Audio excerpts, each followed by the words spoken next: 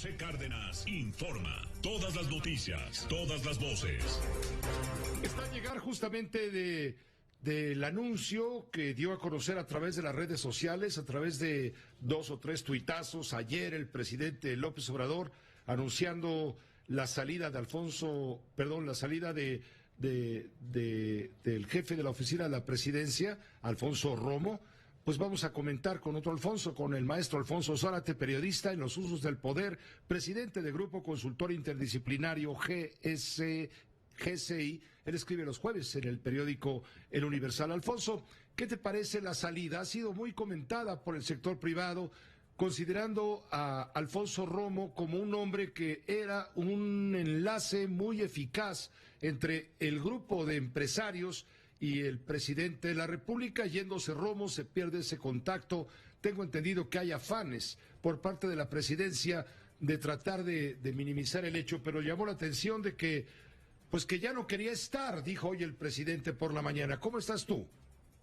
¿Qué tal? Buenas noches, Pepe. Mira, yo creo que vale la pena, en primer lugar, señalar que la oficina de la presidencia se instituyó en 1989 en el gobierno de Carlos Salinas de Gortari.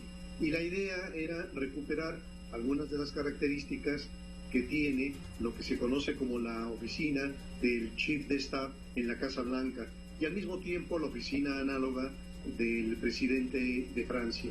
¿Qué implicaba esta oficina de la presidencia? Bueno, entre otras cosas, incluía secretariados técnicos de gabinetes. Es decir, el jefe del Ejecutivo expidió un decreto en el cual establecía gabinetes especializados, que eran el gabinete económico, el gabinete de política exterior, el agropecuario y el de seguridad nacional. Por dar una idea, el gabinete de seguridad nacional estaba formado por el secretario de Gobernación, el de Defensa, el de Marina y el Procurador General de la República. Y cada uno de estos gabinetes tenía un secretario técnico que era un funcionario de alta calificación que le reportaba al jefe de esa oficina, que era el doctor José María Córdoba. El titular del Ejecutivo, en aquel tiempo Salinas de Gortari, analizaba, discutía y decidía temas de especial complejidad con los secretarios de Estado que integraban alguno de esos gabinetes. Y también formaba parte de la oficina de la presidencia otras unidades, por ejemplo, la unidad de información y análisis, la coordinación de asesores, responsable del discurso político, la coordinación de giras presidenciales e incluso una unidad responsable de los estudios de opinión. Es decir, Pepe, se trataba de una estructura administrativa diseñada para hacer más eficiente el desempeño gubernamental.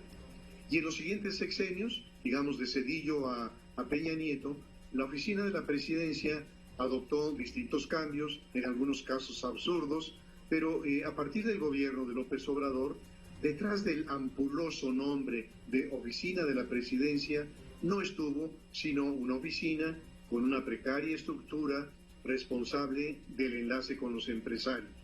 Y entonces, para un presidente que no acostumbra a escuchar sino ordenar, pues no tenía ninguna razón de ser la verdadera oficina de la presidencia. Sin embargo, bueno, allí ubicó a Alfonso Romo, y creo que la participación de Romo, primero en la campaña y después en el gobierno, era una manera del presidente de enviarle un mensaje tranquilizador a los empresarios, de tal manera que la trayectoria de Romo tenía esa importante tarea.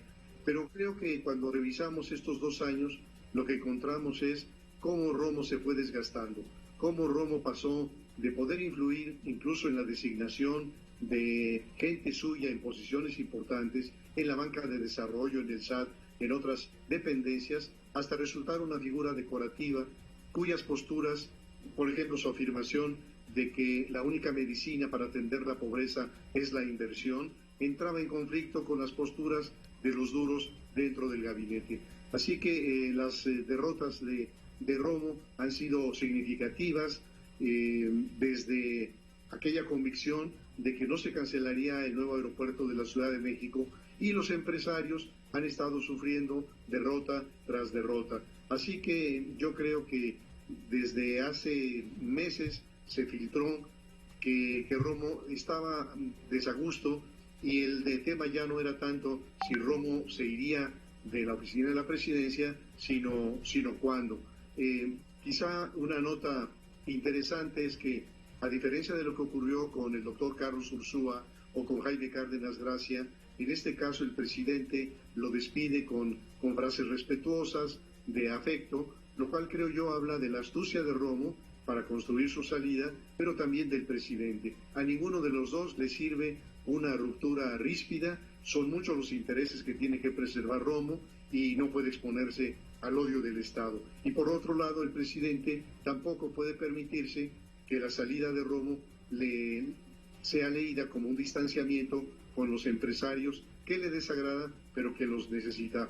En conclusión, Pepe, creo que la salida de Romo es una señal preocupante para los organismos empresariales.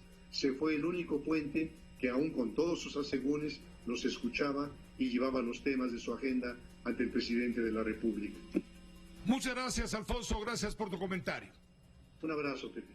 Igualmente, gracias. Sí, ha habido muchas columnas y muchos comentarios sobre la salida de Romo y los significados y los lenguajes y los símbolos que hay detrás. El caso es que ya no está más en la oficina del presidente.